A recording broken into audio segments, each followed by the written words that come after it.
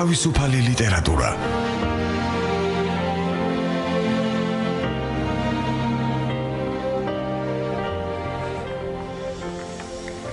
მოგესალმებით ძვირფასო რადიო მსმენელებო, დღეს 1 სექტემბერია, ტრადიციულად მრავალწლიანი ტრადიციით და ინერციით განათლების პროცესი, საგანმანათლებლო პროცესი სწორედ ამ დღეს იწყებოდა ჩვენი ასოციაციები და კავშირები სწორედ ამ დღესთან არის დაკავშირებული და დღეს გვაქვს პატივი და გვაქვს საშუალება, რომ პირველი რადიოს ეთერში ვისაუბროთ საგანმანათლებლო ძალიან აქტუალურ საკითხებზე, განსაკუთრებით იმ მიმართულებაზე, რომელიც ყველა საფეხურის და ყველა ასაკის, როგორც მოსწავლეს, ასევე მშობელ სახელებს, ეს არის ლიტერატურა, ლიტერატურის სწავლება, მშობლიური ენის, როგორც აზროვნების ენის ინსტრუმენტარიუმის გათავისება ჩვენი მოსწავლეების მიერ და ესეთი აქტუალური თემები გვაქვს დღეს, ვსაუბრობთ ლიტერატურის თემაზე, ლიტერატურის სწავლების პრობლემატიკაზე და ჩვენი ეთერის სტუმრები ბრალდებიან ქართული მაია ლორთქიფანიძე, ფილოლოგი, მე-6 საავტორო სკოლის ქართული ენისა და ლიტერატურის მასწავლებელი, თათია გიგანი, ფილოლოგიის დოქტორი, კერძო სკოლა ივერიონის ქართული ენისა და ლიტერატურის მასწავლებელი და თქვენი მონამორჩილი ლელა წიქარიშვილი, ფილოლოგი, ფილოლოგიის დოქტორი, სკოლა ოლიმპის სასწავლო პროცესის ხელმძღვანელი და ქართული ენისა და ლიტერატურის მასწავლებელი. შეგახსენებთ, რომ ეს პირდაპირ ეთერია და გვეძლება თქვენთან პირდაპირ კომუნიკაციის საშუალება და პირდაპირ ეთერში შეგიძლიათ სტუდიას მიმართოთ ტელეფონის ნომრები ასეთია 240 91 92 240 92 92. დიდი მადლობა მინდა მოვახსენო ჩვენი გადაცემის პროდიუსერს ქალბატონ ქეთევან ჯოჯიშვილს. ასე რომ კოლეგებო კიდევ ერთხელ მოგესალმებით და მინდა პირველესად ქალბატონ მაია ლორთქიფანიძეს მიმართო, რომელიც დაწყებითი სწავლების გამოცდილებით არის, ეს არის უნიკალური სავსებით ასაკობრივი კატეგორია და მინდა მას გადავცე სიტყვა. გისმენთ ქალბატონ მაია. მოგესალმებით კიდევ ერთხელ, როგორც უკვე ქალბატონმა ლელამ თქვა, ვისაუბრებთ ქართული ენისა და ლიტერატურის სწავლების საკითხებზე, მიდგომაზე და ალბათ რაღაც საინტერესო მომენტებზე, რომელიც ჩვენ პირადი თქვენი გამოცდილებიდან და პედაგოგიური პრაქტიკიდან. და როგორც უკვე აღნიშნეთ, მე დაწყებით კლასებს უფრო ვემსახურები, ვიდრე მაღალ და განსაკუთრებით მიყვარს ეს ასაკი ბავშვების. ალბათ როგორც მასწავლებელს ასევე უფრო მეტად მიყვარს, იმიტომ რომ მე თავისუფლებას ვგრძნობ. შეფასების სისტემა შეფასების სისტემა რა თქმა უნდა უფრო მოქნილია, უფრო კრეატიულია მასწავლებელი. კრეატიულია, არ ვარ ასე ვთქვათ შეზღუდული ესე მომავალში რო გველოდება ხოლმე ეროვნული გამოცდები და ასე შემდეგ. აქ უფრო მეტი თავისუფლება გვაქვს პროგრამის თვალსაზრისითაც, აქტივობების თვალსაზრისითაც და უფრო სახალისო პროცესია. და რესურსებიც მრავალფეროვანი, რა თქმა უნდა. გამომდინარე ჩვენ სამივე ესე მოხდა, რომ ჩვენ სამივენი ვინც იმყოფებით სტუდიაში კერძო სკოლების თანამშრომლები აღმოჩნდით, ეს არ იყო რაღაცნაირად გამისნული, მაგრამ კიდევ ამ ფაქტორსაც აქვს მნიშვნელობა, რომ გარემო და ატმოსფერო შედარებით უფრო ლაღი და კრეატიულია მცირე რაოდენობის დაკომპლექტების კლასებიდან გამომდინარე. კითხვის სტრატეგია მოდით აი ჩვენი გადაცემის დღევანდელი შეხვედრის ამე შინაგანად ორიენტირებული ვარ აი კითხვისა და მკითხველის ჩამოყალიბებაზე, რომ ვისაუბროთ აი კითხვის სტრატეგიის ჩამოყალიბ კითხვის უნარის განვითარების პროცესში, აი რა არის ყველაზე დიდი სირთულე და გჭირდება თუ არა მშობლის განსაკუთრებული ჩართულობა ამ მხრივ და გაქვთ თუ არა სურვილი, რომ აი გარდა ბავშვისა, რომელსაც რატომღაც რაღაც შეფერხება აქვს, ან უჭირს კითხვა, ან არ უყვარს კიდევ რაღაცნაირად ჩართოთ მშობლები, მოიზიდოთ ასე ვთქვათ სხვა გარეშე პირები, რომ გაართვათ თავი წარმატებით ამ ამოცანას. რა თქმა უნდა, ეს არის საკმაოდ რთული პროცესი, კითხვის დაწყება. რთულია სხვადასხვა ასპექტის თვალსაზრისით, აი პირველ რიგში რა თქმა უნდა, ალბათ მოგისმენიათ არაერთხელ მშობლისგან ზოგადად საზოგადოებაში მოსირებს ესაზრე, რომ ბავშვებს არ უყვართ კითხვა. და ეშინიათ დიდი წიგნები. ეშინიათ დიდი წიგნების. აი რა ვქნათ ამ დროს. პირველი ალბათ ყოველთვის არის, რომ გვავიწყდება, რომ კითხვა უპირველეს ყოვლისა არის სიამოვნებისთვის. აი ლიტერატურის კითხვა თუ ჩვენ ამას მივახციეთ მასწავლებლებმა, მშობლებმა, ყველამ ერთად, რომ კითხვა ეს იყოს უპირველეს ყოვლისა აი სიამოვნებისთვის. ეს ამას ემსახურებოდეს სიამოვნებას, არა მხოლოდ შემეცნებით პროცესი, განსაკუთრებით ამასაკში. განსაკუთრებით ამასაკში, იმიტომ რომ ამასაკში უნდა დავიწყოთ კითხვა. მაშინ უკვე აღარაფერი გვიჭირს, მაგრამ აი როგორ მივახციოთ ამას, რომ გვიყვარდეს კითხვა. ალბათ უნდა მივცეთ არჩევანი ბავშვებს. გავითვალისწინოთ მათი ინტერესი, რა აინტერესებთ. იმიტომ რომ აი ძალიან ხშირად ის ლიტერატურა, რომელიც შეიძლება შევთავაზოთ უფროსმა თაობამ, მასწავლებლებმა, მშობლებმა, არ იყოს მათთვის საინტერესო. ჩვენ რაღაც ინერციით მოძრაობთ ალბათ და რაც ჩვენ გვაინტერესებდა, ჩვენ მოგწონდა, ჩვენ გვიყვარდა, გვინდა რომ მათაც ეს გაიზიარონ და ნახონ, მაგრამ სამწუხაროდ საკმაოდ დიდი აცდენაა ინტერესებში. სამწუხაროდ საბედნიეროდ არავინ არ იცის, შეიძლება საბედნიეროდაც. დიდი აცდენაა ჩვენს ინტერესებს შორის და ვფიქრობ, რომ უნდა მივცეთ არჩევანი. თუ თვითონ ირჩევს ლიტერატურას. და მიცეთ საშუალება, რომ ისაც აირჩიეს, მათ და თვითონ წაიკითხეს, გახდეს ალბათ საკლასო დისკურსი. რასაკვირველია, აუცილებლად. კოლექტიური სასკოლო განშის და განხილვის, აი არც რასაკვირველია, მხოლოდ ამ შემთხვევაში იქნება ის უფრო საინტერესო და მიმზიდველი მათთვის. არ დავტოვოთ ესე მარტო წიგნთან.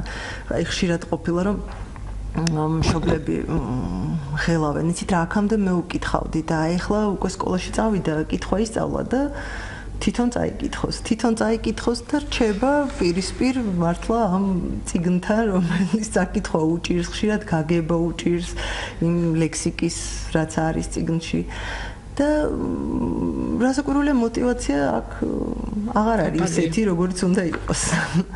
ამიტომ ალბათ ჯობია რომ ჩვენც წავუკითხოთ, მიუხედავად იმისა, რომ თვითონ ისწავლეს კითხვა, ჩვენც წავუკითხოთ მასწავლებელმაც, მშობელმაც. სწორი მიდგომა, მით უმეტეს თანამედროვე ბავშვების, რომელთა თვალსაჩინო იფსება ელექტრონული რესურსებით, მულტიმედია საშუალებებით. რასაკვირველია და ეს წიგნი აღარ ჩანს ისეთი საინტერესო, როგორც სხვა საშუალებები ინფორმაციის მიღების. დიდი მადლობა, ქალბატონ მაია, ქალბატონ თათიას მინდა ვთხოვო. თავისი გამოცდილებიდან და აქტივობებიდან გამომდინარე გაგიზიაროს ხედვა ლიტერატურის სწავლების და გათავისების საერთოდ პრობლემებთან დაკავშირებით და ის სასკოლო კურიკულუმს თუ შეეხებით, ესეც ძალიან საინტერესო იქნება. მადლობა, მოგესალმებით. ძალიან მნიშვნელოვანია ზოგადად ქართული ენისა და ლიტერატურის სწავლების პრობლემატიკაზე საუბარი. მე თვითონ პირადი გამოცდილებიდან მესამე საფეხურზე ან მაღალ კლასებთან მაქვს ძირითადად შეხება და აქ უნდა განისაზღვროს, როდესაც ჩვენ საუბრობთ ამ პრობლემატიკის შესახებ, რა არის ქართული ენისა და ლიტერატურის სწავლების უმთავრესი მიზანი. პირადად მე მიმაჩნია და ეს არ არის მხოლოდ ჩვენი, მე აგრეთვე დავცენ, რომ ვარ ქართული ენისა და ლიტერატურის მასწავლებელთა ასოციაცია არსებობს, რომელიც ამ საკითხების ირგვლივ ახლა დაფუძნდა და ძალიან დიდი გამოხმაურება აქვს ჩვენს პედაგოგიურ საზოგადოებაში. ძალიან მნიშვნელოვანია ამ ჩვენი ასოციაციის მუშაობა სწორედ ამ პრობლემატიკას ეხება და ჩვენ არაერთი შეხვედრა გქონდა როგორც რეგიონებში, ასევე ქალაქ თბილისის თითქმის ყველა რაიონის სკოლას და ქართული ენისა და ლიტერატურის მასწავლებლებს შევხვდით და შევჯერდით ერთ მთავარ ასე თქვათ აზრზე, რომ მიზანი ეს არის გემოვნებიანი მკითხველის აღზრდა. ჩვენ მაღალ კლასებში ეროვნული სასწავლო გეგმით, რაც არის განსაზღვრული, ზოგადად სტანდარტი და ჩამონათვალი ნაწარმოების არის მიმართული იქითკენ, რომ თითქოს ლიტერატურის ისტორიკოსებს, ლიტერატურმცოდნეებს ვზრდით. ეს არ არის მიზანი, ერთადერთი უნდა იყოს გემოვნებიანი მკითხველის აღზრდა და შესაბამისად პროგრამაც უნდა იყოს შერჩეული სწორედ ამ კუთხით. იმიტომ რომ კლასში მუშაობისას ჩვენ გავდივართ სხვადასხვა ეპოქას და ასე ვთქვათ, რა თქმა უნდა ქართულ ენას და ლიტერატურას და ვსაუბრობთ რომ ზოგად საკაცობრიო იდეალებსაც უნდა ვაზიაროთ, ვფიქრობ რომ მსოფლიო ლიტერატურასთან რაღაც გარკვეული პარალელები უნდა გქონდეს. ეს გამოიწვევს რა თქმა უნდა ბავშვებში დიდ ინტერესს და მივიღებთ საბოლოო ჯამში გემოვნებიან კითხვებს. მე მაქვს კითხვა თქვენთან, როგორც კოლეგებთან, ახალგაზრდა კოლეგებთან, ჩემზე ახალგაზრდები ბრძანდებით, ჩვენ გვაქვს ასეთი მოცემულობა, საზღვარგარეთის ლიტერატურული ტექსტები, ანუ ლიტერატურული შედევრები, მსოფლიო ლიტერატურის ნიმუშები, ჯერჯერობით ჩვენი ეროვნული სასწავლო გეგმის ისეთი სრული და მსუყე დაფარვის, ასე ვთქვათ, არეალში ვერ არიან მოქცეულნი. ეს მრავალი მიზეზით არის. პირველ რიგში სპეციალისტების აკადრო რესურსის პრობლემა დგას და გამოდმებით არის ესეთი ტენდენცია, რომ ეს ლიტერატურული ტექსტი, ეს ტექსტები თავის თავზე ამათი გაცნობა, ამათი ასე ვთქვათ, ადაპტაციას კლასში მოსწავლისთვის თავის თავზე ისევ და ისევ ქართული ენისა და ლიტერატურის მასწავლებელმა აიღოს, რომელსაც ისედაც უზღვავი მასალა აქვს, ასე ვთქვათ, დასამუშავებელი და უამრავი არაერთი ძალიან მნიშვნელოვანი უნარი აქვს განსავითარებელი და ჩამოსაყალიბებელი.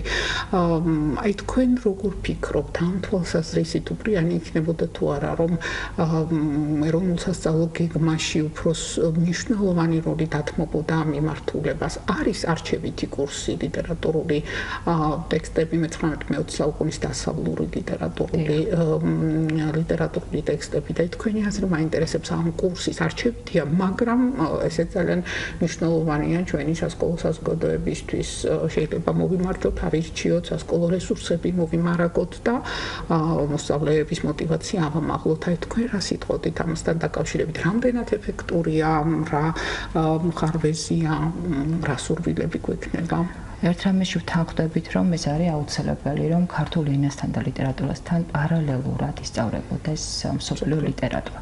გარკვეული პარალელების სახით, გარკვეული ტექსტების, რა თქმა უნდა, ეს არის უდაო და ეს არის მნიშვნელოვანი. თქვენ სწორად აღნიშნეთ, რომ რამდენად არის სკოლაში, ვთქვათ, რესურსი, რომ ქართული ენისა და ლიტერატურის მასწავლებელმა თვითონ ასწავლოს. ამისათვის მე ვფიქრობ, რომ განათლების სამინისტრო შეიმუშაოს გარკვეული ხედვა და გზა და განსაზღვროს, როგორ დაიგეგმოს და განვითარდეს ეს სკოლაში. ქართული ენისა და ლიტერატურის მასწავლებელთათვის შეიძლება გაკეთდეს გადამზადების რაღაც კურსი, არსებობს და კეთდება სახელმძღვანელოები, რომელიც გარკვეულ მითითებას მისცემს ქართული ენის და ლიტერატურის მასწავლებელს და შესაძლოა რომ თქვათ ქართული ენისა და ლიტერატურის მასწავლებელი გაართმევს, მე მგონია პროფესიონალი მასწავლებელი. შეიძლება საუნივერსიტეტო საბჭოთა გამოცდილება ასეთი იყო, მე მახსოვს ჩემი პირადი გამოცდილებიდან, არც თუ ძალიან ღრმა საბჭოელი ვარ, დაგითხრათ, რომ ანგლისტები და გერმანისტები გვიკითხავდნენ ჩვენ ფილოლოგებს დასავლური ლიტერატურის კურსებს. უცხოენების პედაგოგები ყავს სკოლაში, ჩვენ ინგლისურის, გერმანულის კათედრები არის წარმოდგენილი, რუსული ენისა და ლიტერატურის კათედრებია სკოლაში ჯერ კიდევ ძალიან აქტიურად და მუშაობს. აქტუალურია ამ ენის სწავლება, სტაბილურად აქტუალური გახდა. აი ასეთი, ასე ვთქვათ, რანჟირება პედაგოგების, ქართულის პედაგოგს, ვისაც ხელეწიფება და შეუძლია დაუცხოვრი ენისა და ლიტერატურის მასწავლებლებს, სპეციალისტებს, რომელსაც საუნივერსიტეტო დონეზე ეს კურსები ზოგადი ლიტერატურული გავლილი აქვთ, ხომ არ შეიძლებოდა ამ მიმართულებითაც გვეფიქრათ და დაგვეყენებინა თქვენი ასოციაციის ერთ-ერთი ძალიან ჩემთვის ასურველი პრიორიტეტი იქნებოდა ეს მიმართულება. სწორედ ჩვენი ძალიან მადლობა ამ კითხვისთვის. ჩვენი ასოციაცია სწორედ აი ამ კუთხით ჩვენ ქონდა შეხვედრა განათლების სამინისტროს წარმომადგენლებთან, ძალიან საინტერესო შეხვედრა იყო. ჩვენ შევთავაზეთ სწორედ აი ეს ჩვენი გარკვეული ხედვა ამასთან დაკავშირებით და შევთანხმდით აი სწორედ აი ამ რიგ საკითხებზე, რომ უდაოდ უნდა ისწავლებოდეს და განისაზღვროს და დაიგეგმოს შემდგომ რა და როგორ განვითარდეს. ქართული ენისა და ლიტერატურის ასოციაცია კიდევ ერთხელ მეორე მოაწყობს ამასთან დაკავშირებით გარკვეულ ხედვებს, კონფერენციებს, შეხვედრებს, იმიტომ რომ ეს არ არის მხოლოდ ერთი, ვთქვათ, ასოციაციის გადასაწყვეტი საკითხი, აქ თითოეული პედაგოგის, ფილოლოგის თუ არა, ვთქვათ, ლიტერატორის მოსაზრება არის ჩვენთვის მნიშვნელოვანი და უნდა შემუშავდეს ის გზა, რომ ვთქვათ, ვასწავლოთ ჩვენ გავლილი კურსი, რაც გვაქვს პედაგოგებს უნივერსიტეტში, ან რაღაც, ვთქვათ, ანგლისტებმა შემუშავდეს რაღაც შემოვიშველოთ კოლეგები და კათედრათა შორის თანამშრომლობაც ჩვენივრად დაიგეგმოს. უფრო თანამშრომლობა ალბათ საუკეთესო გზა არის ყოველთვის.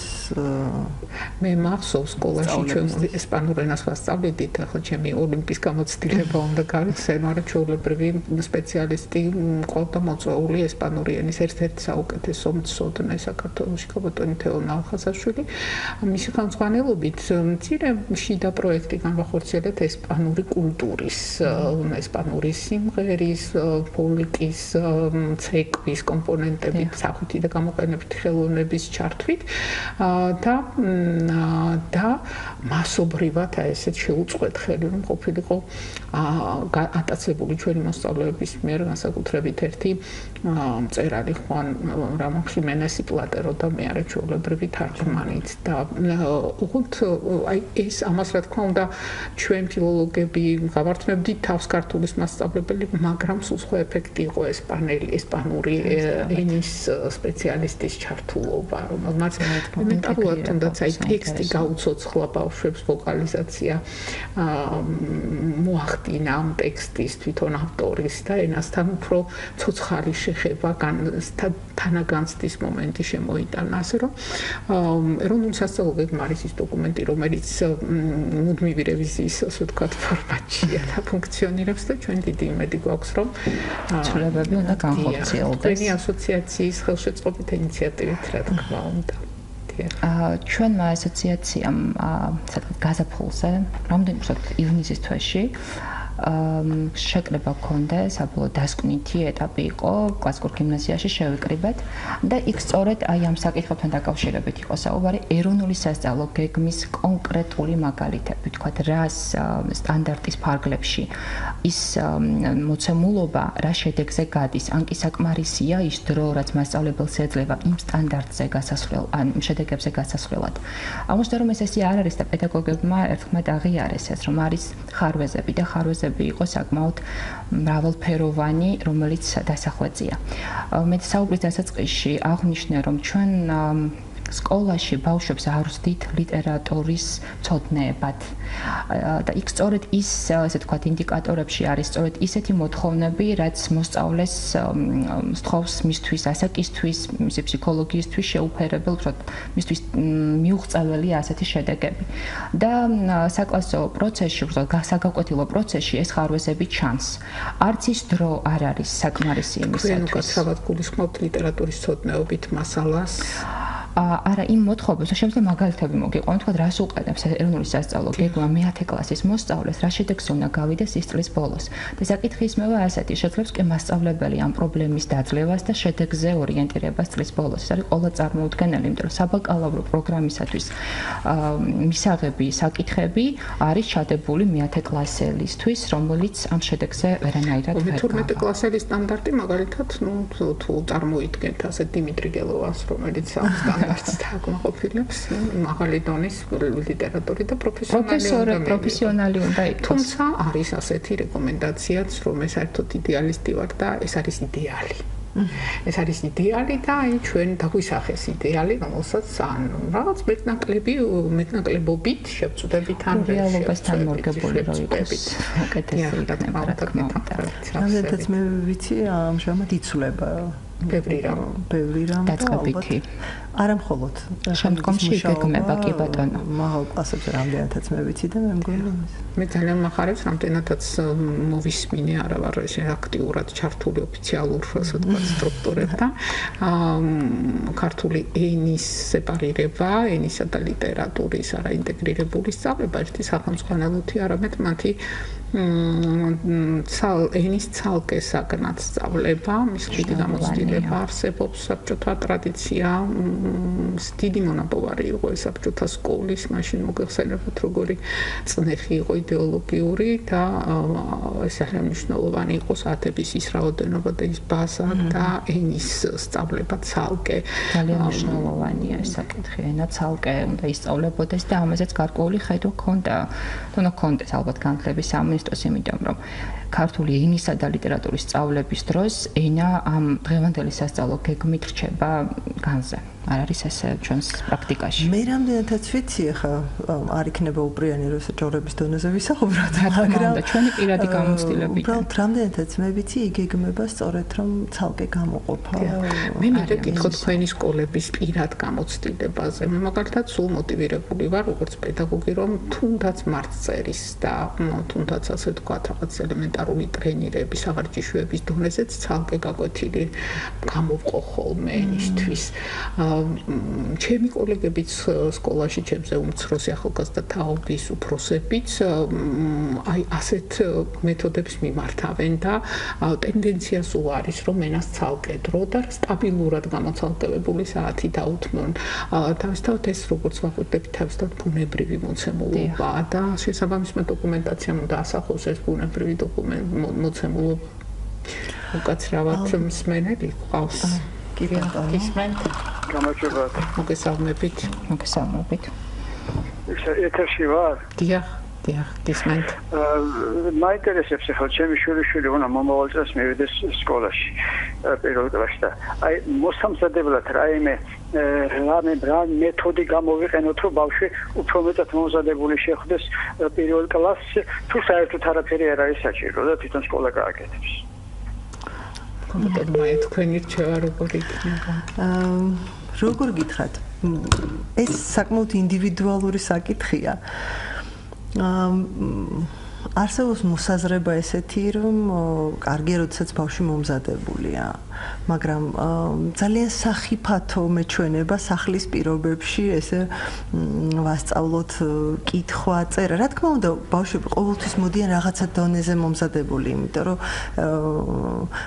არცად სკოლაში პირდაპირ ესეთი სტერილური უკაცრავად ამ გამოთქმის ეს ბავშვი არ მოდის, რომელიც არც ერთი ასო არ იცის.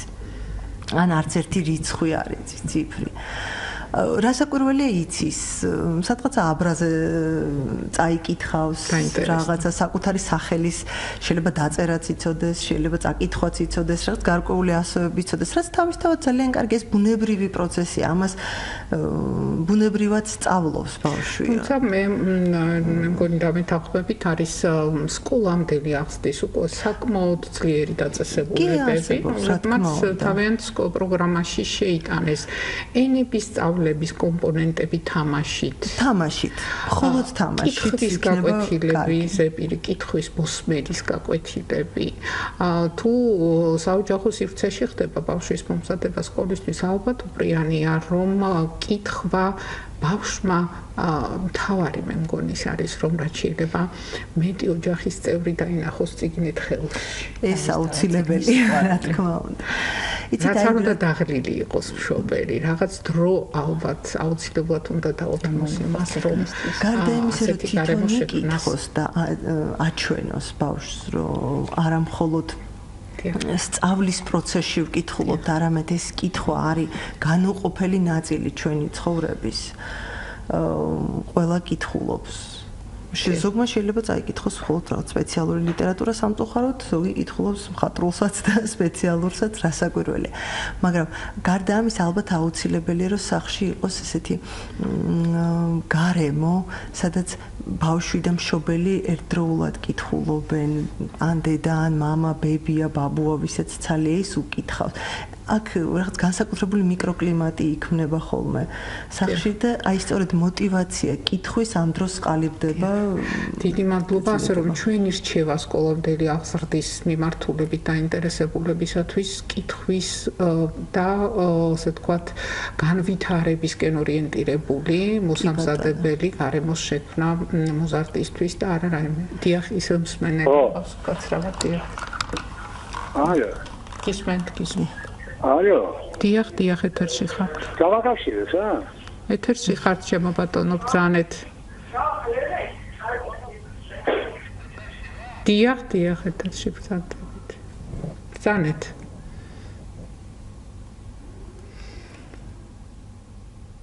სამწუხაროდ გასულ. დიახ, გისმენთ. გამარჯობათ. ეხლა რა ხდება? კაცმა იკითხა, ეკო, სახშიო მოვეზადოთო ეს ბავშვიო და მე არ არის ეს სწორი.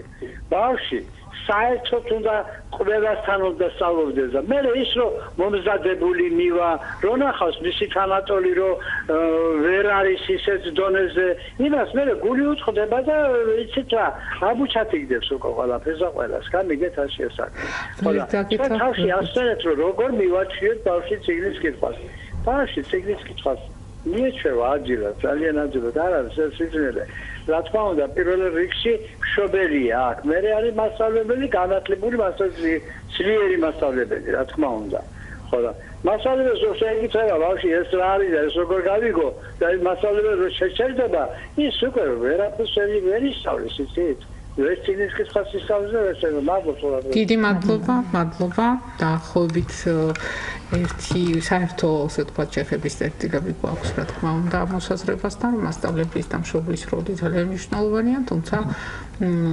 დოზას და ბავშვთან კომუნიკაციის და ასაკობრივი თავისებურების გათვალისწინებას აქვს გადამწყვეტი მნიშვნელობა რა თქმა უნდა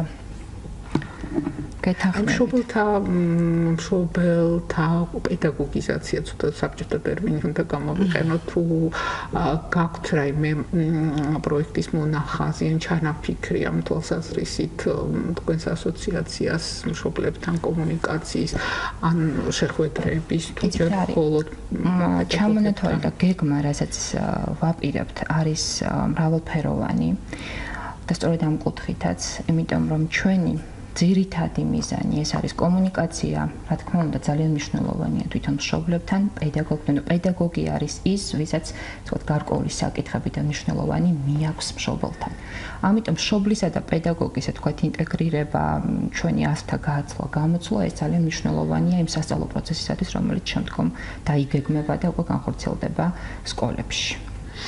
ალბათ ინტერდისციპლინურ აქტივობებზეც უნდა ვისაუბროთ, იმიტომ რომ ლიტერატურას სიტყვა ეს არის ის სფერო, რომლიდანაც იწყება ყველაფერი ხელოვნების სხვა დარგები, სხვა სფეროები, ყველაფერი იწყება სიტყვიდან და ყველაფერი მიიქცევა სიტყვად. და ჩემი პირადი გამოცდილების შესახებ მინდა ორიოდე სიტყვა მოგახსენოთ.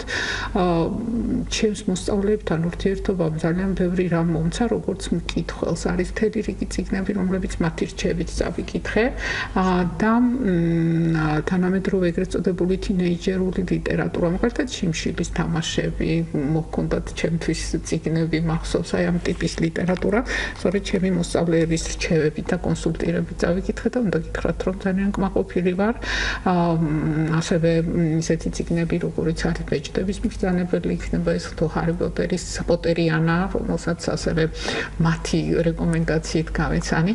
აი ეს კომუნიკაცია მათთვის ძალიან მნიშვნელოვანია და ძალიან მოსწონთ, როცა მათ ენაზე დაწერილ წიგნებს ვეცნობით და ვკითხულობთ უფროსები. და არის კიდევ ერთი ასპექტი. ძალიან ბევრს ვფიქრობ ლიტერატურისა და ეკრანიზაციის ფორმატის შესახებ. იქნება ეს ქართული ეკრანული ვერსიები თუ უცხოური საზღვარგარეთის ლიტერატურის და პირდაპირ ეთერში მინდა შემოგთავაზოთ ერთი საკონფერენციო მუხლი, ასე ვთქვათ, ლიტერატურის რეპრეზენტაცია ვიზუალურ ხელოვნებაში. ეს ძალიან მნიშვნელოვანი თემაა, შეიძლება საკვალიფიკაციო ნაშრომებიც მომზადდეს, თუმცა აი ბავშვებისთვის ძალიან ეფექტურია.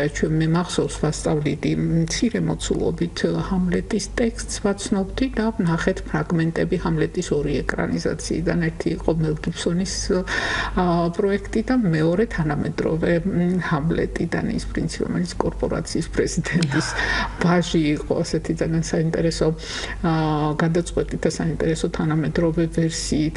თავისთავად კინოვერსიებთან შედარება ლიტერატურული პირველ წყაროსი ძალიან აცოცხლებს სააზროვნო პროცესს, როგორ გადაიტანა ისა თუ ისა მოტივი ამ პერსონაჟი რეჟისორმა, რა შეიცვალა სცენარში, რა მოხდა, როცა ამ მიმართულებით რა შეცვალა ძირითადად კონცეფციაში და ასე შემდეგ, ასე რომ ეს ძალიან კარგი რესურსია ჩვენთვის და ჩვენ ალბათ კერძო სკოლებსაც შეგვიძლია ამ მხრივ გარკვეული ინიციატივა გამოვიჩინოთ, იმიტომ რომ დიახ, გისმენთ, ეთერში ხართ? მოგესალმებით, შემოძვირფასებო. სტუმარს მასმინჩეს და პირველ რიგში გილოცავთ დღევანდელ დღეს. დღეს 1 სექტემბერია გამახსენეთ ჩვენი სკოლა, მე ოტიას ქალაქიდან გეხმიანებით, ოტიას პედაგოგი გვასწავლიდა ქართულ ენასა და ლიტერატურას. ენა ცალკე იყო, ლიტერატურა ცალკე იყო. ეს ქეთევან ბალანჩივაძე გახლავთ, დამსახურებული ექიმი, დამსახურებული პედაგოგი. ძალიან საინტერესო გვასწავლა მთელი ჩვენი ლიტერატურა შეგვაყვარა ჩვენი ქართული და ეხლა თქვენ რო გისმენდით ისე გამახსენდა მთელი სკოლა და ეს 1 სექტემბერი და ისეთი კარგი ემოციებით აღვიშე რომ დიდი მადლობა დღევანდელი თქვენი გადაცემისათვის და არ ვიცი ერთი სიტყვით გურბეში მადლობა მინდა მოგეხსენა. სიყვარული ძალიან მიყვარხარ და სწორად ვგელობ ყველაფერს. მადლობა. ეხლა ახლებურად არის სწავლა, მაგრამ ის ძველის კარგი იყო და ახალის ახალ საუკუნეში ახლებურად უნდა ვისწავლოთ. ძალიან დიდი მადლობა ასეთი გამხდომებისთვის და თქვენი ქართულის მასწავლებლის მიმართ ასეთი დამოკიდებულებისთვის. ისევ რომ ეროვნულ სასწავლო გეგმას დაუბრუნდეთ, შეფასების პრინციპი და შეფასების სისტემა ჩვენი საქმისთვის, ქართულისთვის, როგორ რამდენად ეფექტური და მოქნილია თქვენი აზრით ის რაც ჩვენ გვაქვს ხელთ, როგორც არეკომენდაციო, ასე ვთქვათ, რესურსი შეფასების მიმართულების და კიდევ ერთი მინდა კითხოთ, როგორც პრაქტიკულს მასწავლებლებს, ერთიანი ეროვნული გამოცდების ქართული ენისა და ლიტერატურის საგამოცდო მოცემულობა და ჩვენი ეროვნული სასწავლო გეგმა. აი რას ვიტყოდით ამასთან დაკავშირებით. შეფასებასთან დაკავშირებით უკვე შევჯერდებით იმაზე, რომ ეროვნულ სასწავლო გეგმაში არის გარკვეული დეტალები დასახვეწე. შეფასების ეროვნული სასწავლო გეგმაზეა აგებული შემდგომი შეფასების ნაწილია მისი. კი ბატონო, ერთი მთლიანობა წარმოდგენილი. ამიტომ ვფიქრობ, რომ ამ კუთხითაც რაღაც გარკვეული სიახლეები უნდა იყოს, რომ საგაკვეთილო პროცესი, როგორც მასწავლებლისთვის და მოსწავლისთვის უფრო გახდეს მოქნილი და საინტერესო. იმიტომ რომ არის მთელი რიგი ხარვესების ამაზე საუბარი ალბათ შორს წაგვიყვავს და გადაცემის ფორმატიც ალბათ ამას არ ითვალისწინებს, მაგრამ ვფიქრობ, რომ დეტალურად კიდევ ერთხელ გასავლელია და შესაბამისად თუ კი შეიცვლება საგნობრივი სტანდარტში მოთხოვნები, სწორედ შეფასების კრიტერიუმებიც უკვე შემდგომ სხვანაირად განაწილდება. რაც შეეხება ეროვნულ სასწავლო გეგმას ახსენეთ თქვენ? ერთიანი ეროვნული გამოცდები. კი ბატონო, და ერთიანი ეროვნული გამოცდები. ვფიქრობ, რომ აქაც იცით როგორია ეს სამსჯელო საგანია, ეს ერთიანად გარკვეული რაღაც ასოციაციის ან მასწავლებელთა ჯგუფის გადასაწყვეტი ეს არ არის. ამაზე უნდა ვიმუშაოთ. თქვენ რეკომენდაციები შემუშავება და თავისთავად და სწორედ ამისათვის ჩვენ მუშაობთ და შემდგომში ალბათ გაჟღერდება სწორედ კონკრეტული ეს საკითხებიც, იმიტომ რომ ალბათ არა. თამბობთ რომ აქაც იქნება გარკვეული სიახლეები უნდა შევიტანოთ და ვთქვათ გადახალისდეს ეს ყველაფერი. ჩემო საზრება სწორედ ასეთია. აი დაწესებითი შეფასების მდგომარეობა სრულიად განსხვავებულია. დიახ, რა თქმა უნდა, განმავითარებელი შეფასება არის წამყვანი რასაკვირველია, თუმცა ნუ დაწყებით კლასებს მიეკუთვნება მე-5, მე-6, სადაც უკვე შემოდის შეფასება. თუმცა მე ვფიქრობ, განსაზღვრელი რა თქმა უნდა, ვფიქრობ, რომ ყველაზე მძიმე ეტაპი ბავშვისთვის სწორედ აი მე-4 და მე-5 კლასში გადასვლა, როდესაც იცვლება აი შეფასების სისტემა და ისე ეჯახება რადიკალური ცვლილება რა თქმა უნდა კლასელები არ ითხოვენ ქულების დაწერას ითხოვენ რა თქმა უნდა იცით ეს ალბათ უფრო არის ვფიქრობ ჩვენი გარემოს გავლენა ოჯახის გავლენა იმიტომ რომ სამწუხაროდ ძალიან ხშირად მსმენია ესეთი კითხვები ზოგადად მშობლებისგან არა მარტო მე საკმაოდ ესეთი გავრცელებული კითხვა ნიშანი რო იწერებოდეს რას მიიღებდა ჩემი შვილი ანუ აი მშობელსაც და რაღაც მოლოდინი აქვს ნიშნის შეფასების საერთოდ ნიშნებს მართალი რო გითხრა მე 10 კლასში აი მაგალითად მოტივაცია ესეთი მდგომარეობა ბავშვებშაველაში როგორ დაგწერო ესა თუ ის ქულ ანუ რა თქმა უნდა ეს უტრირებული დამოკიდებულება მინდა რომ მით რაღაცა მოგრძალების და დამოკიდებულების განცდა გაუღვივო მაგრამ ეს შეფასებები აუცილებელია და თქვენი აზრით შეიძლება ხდება თუ არა უკვე მოსინჯვა მეოთხე კლასში განსაზღვრელი შეფასების შეთანხმებით ბავშვებთან. იცით რა, მართალი რო გითხრათ, მე თქვენი არ იყოს მეც ვერ ბრძვინიშნებს და ვფიქრობ, რომ ხშირ შემთხვევაში ჩვენ ვწოდავთ მასწავლებლები, როდესაც ძალიან დიდ ყურადღებას ვაქცევთ განსაზღვრელ შეფასებას და ნაკლებს განმავითარებელს. აი ზრდება, ესკალაცია ხდება და ჩამოგვიყალიბდა ქულების თაობა. აი სოციალურ ქსელში დაიდება ხოლმე ამაში ამდენი ქულა, ამაში ამდენი ქულა, ეს პირდაპირ ესეთი მზითვის წიგნებით არის და რაღაც ესეთი პრეისკურანტივით ამ ბავშვების საიმიჯო მოცემულობები. რა თქმა უნდა, ახასიათებს ჩვენ ეს. მაგრამ თუ ვისაუბრებთ ნიშნებზე, ალბათ ძალიან მნიშვნელოვანია, რომ თითოეულმა მოსწავლემ იცოდეს რაში რა ქულა იწერება, ასე ვთქვათ, რომ ეს არ იყოს ბუნდოვანი მისთვის. აი ძალიან ხშირად არის, რომ მასწავლებელი უბრალოდ მოისმენს პასუხს და მე რაღაცა ქულას დაწერს. რატომ დაწერა? რა იყო კარგი?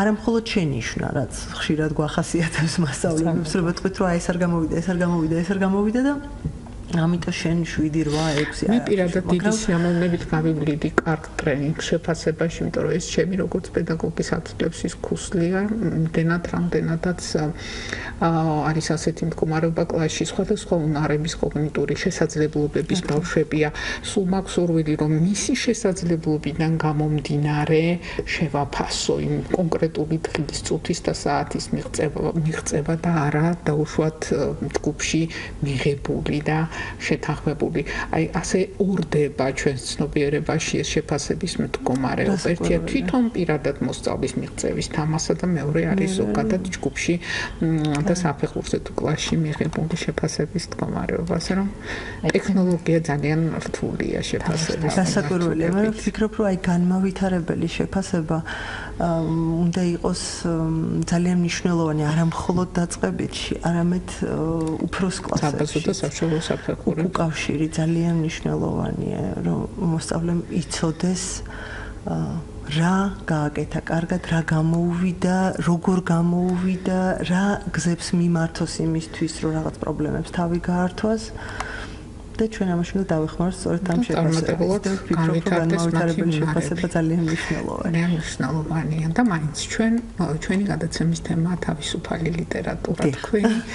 თქვენი სარეკომენდაციო მაგალითად აი მაქვს ესეთი განცდა, რომ მოვისმინე, რომ აი 1 სექტემბერს ან 14-იან როცა დაიწყება სწავლა, რომ მოვლენეს უკვე გოგო ბიჭები შეღერებული, ახალინველები, ასე ვთქვათ, ჩვენი აი ცოტა გეოგრაფიის სწავლება ეხლა შუშანიკის მარტვილობა, იქა ტანჯვა მე-10 კლასში ცოტა დამამძიმებელია და არ არის პედაგოგიურად ეფექტური, თუმცა პასუხი ასეთი მაქვს. მე მეორე მხრივ კონტრკითხვა, რომ თვით კლიაშვილის ლიტერატურული იუმორით შეზავებული ტექსტებიც ტანჯვაა. და ქართული ლიტერატურა სწორედ ასეთია. ვეფხისტყაოსნის პრინცები, უფლისწულები და დედოფლები გამუდმებით ჯერთად ვენაში არიან. ასე რომ ჩვენს ლიტერატურას ეს ახასიათებს და ალბათ ჩვენი ვალდებულებაც არის, რომ მისი მაგისტრალური, ცენტრალური განწყობილებები და ემოციები განმარტოთ სათანადოდ, რომ ბავშვებისთვის არ იყოს ეს დამთრგუნველი, არ იყოს შორეული და უცხო მიღება იმის, რაც ძველი ტექსტების, ძველ ტექსტებში ხდება. ყველაზე რთული კომუნიკაციის თვალსაზრისით სწორედ ეგრეთ წოდებული ძველი ტექსტებია. სწორედ აი ამ კუთხით მინდა აღვნიშნო, რომ მის პროგრამებიც არის წარმოდგენილი. არ ყავს თანამედროვე მწერლები, იმიტომ რომ ჩვენ ხო ვსრდით თანამედროვე ადამიანებს. მე ვფიქრობ, რომ მათთვის თქვენ აღნიშნეთ, რომ ვკითხულობ სკოლაში არის ეს ტრადიცია, რომ მათთვის რაც არის საინტერესო. ამ ბავშვებს სჭირდებათ თანამედროვე ეპოქაში, რაც ხდება თუნდაც ქართულ ლიტერატურაში, უცხოურ მათ ეპოქაში 21 საუკუნეში, მე-20 საუკუნეში, რომ ეს მათთვის იყოს ძალიან საინტერესო. აქ მე არ ვსაუბრობ იმაზე, რომ არ ვისწავლოთ გეოგრაფია და არ ვისწავლოთ, თქვათ, მე-19 საუკუნის პოეზია, რა თქმა უნდა, მაგრამ როგორ უკეთ ვისწავლოთ, იქნებ თანამედროვეობიდან გამომდინარე მივიდეთ ძველ სამყაროსთან. ესეც ძალიან მნიშვნელოვანია, რომ აქ ისტორიზმის პრინციპის დაცვას, მე ვფიქრობ, რომ რომ არა აკადემიურ მნიშვნელობა და შეიძლება დავარღვიოთ ეს სტერეოტიპი, რომ დავიწყოთ თქვა რაღაცნაირად მოქნილი უნდა იყოს თვითონ პროგრამა. არის რამდენიმე პრინციპი ქრონოლოგიური, წმინდად ქრონოლოგიური, თემატურ ქრონოლოგიური შერეული, რომელიც ყველაზე შედარებით მეტნაკლებად უმტკივნეულოა. ან ბოლოს ამ დამამთავრებელ საფეხურზე გადანაწილდება ეპოქების მიხედვით. მისეთი რამდენიმე მცდელობაც არის სხვადასხვა კერძო სკოლებში, ძირითადად რამდენადაც შეთვის ცნობილია. ევროპულ საგანმანათლებლო სფეროში, თქვათ ბრიტანეთის, ამერიკის შეერთებული შტატების და ასე შემდგომ არის სარეკომენდაციო ლიტერატურის ჩამონათვალი. და ამ ლიტერატურას, რომელსაც სიქაურად უნდა განხილების სამინისტრო აწვის პედაგოგებს, პედაგოგი და მოსწავლეები თვითონ ირჩევენ, თქვათ, აი ამ, თქვათ, მე-9 კლასში. აი ამ სარეკომენდაციო ლიტერატურიდან რა შეისწავლონ და თქვა რა არა. და საგაკვეთილო პროცესიც მე ვფიქრობ, რომ უფრო მოქნილია, უფრო საინტერესოა, რადგან ისინი არიან ისევ და ისევ თანამედროვე ადამიანები, რომელსაც აინტერესებთ იმ ძველ და უახლეს ლიტერატურასთან ერთად ეს თანამედროვე ლიტერატურა. ძალიან დიდი მადლობა კოლეგებო არაჩვეულებრივი საუბრისთვის და მე დღეს გამახსენდა უდიდესი კოლუმბიური მწერლის ნობელის პრემიის ლაურეატის გაბრიელ გარსია მარკესის არაჩვეულებრივი მემუარული წიგნი იცხოვრო რომ მოხვერულის თარგმნელის ქართულად არის გაბატონი ლანა კალანდია ეს არაჩვეულებრივი საჩუქარია ქართული მკითხველისთვის გამომცემლობა გახლავთ ინტელექტი დიდი მადლობა მათ და მინდა სწორედ აი ამ ავტორის გამოცდილებით დავასრულოთ ჩვენი შეხვედრა მე ვურჩევდი ყველა მასწავლებელს სიტყვიერების ყველა მასწავლებელს და ასევე მშობლებსაც წაიკითხონ ეს წიგნი განსაკუთრებით ის ნაწილი რომელშიც საუბარია როგორ ისწავლა კითხვა როგორ უჭირდა კითხვა მარკეს როგორ ვერ სწავლობდა ფესვის ამოღებას როგორ უჭირდა ციფრებთან ურთიერთობა და როგორ ძლივს ისწავლა კითხვა მაგრამ როგორ ჩამოაყალიბა ბოგოტის ლიცეუმმა მისგან შესანიშნავი მკითხველი როგორ აღიზარდა ამ სასწავლებელში ნობელის პრემიის რამდენიმე ლაურეატი ლიტერატურაში როგორ ისწავლებოდა 4 მიმართულების ლიტერატურა და მთავარი ყველაზე ესეთი გულისამაჩუყებელი გამოცდილება ღამით სტუდენტები რჩებოდნენ ამ სასწავლებელში ეს იყო პანსიონის სრული დღის და ღამით წიგნის კითხვის ხმამაღალი კითხვის გამოცდილება იწყებდა მასწავლებელი და შემდეგ თუ ინტერესი იყო ღამეული გამძაფრებული ინტერესი გაცხოველებული რა თქმა უნდა მოსწავლეები აგრძელებდნენ და თენდებოდა ამ პროცესში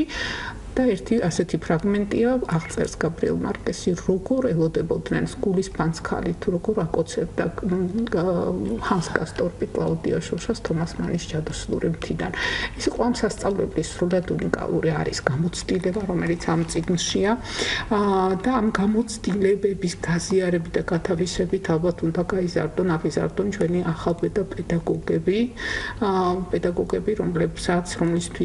რომელთათვისაც ასეთი მაგალითები უნდა იყოს სანიმუშო. კიდევ ერთხელ დიდ მადლობას მოგახსენებთ ჩვენ საზოგადოებრივი რადიო სტუდიაში ვიმყოფებოდით გადაცემა თავისუფალი ლიტერატურა და ჩვენი გადაცემის ჩანაწერის მოსმენა და ინტერესებულ მკითხველს შეუძლია რადიოს ვებგვერდზე radio 1.g ჩანაწერი აიტვირთება YouTube-ზე კიდევ ერთხელ დიდი მადლობა თქვენ გაბატონი მაია ლორთქიფანიძე გაბატონი თათია გიგანი თქვენი მონამორჩილი ლელა წიქარიშვილი და დიდი მადლობა გაბატონ ქეთი ჩოჯიშვილს მადლობისთვის ისურვებთ წარმატებულ და ნაყოფიერ სასწავლო წელს ბედნიერად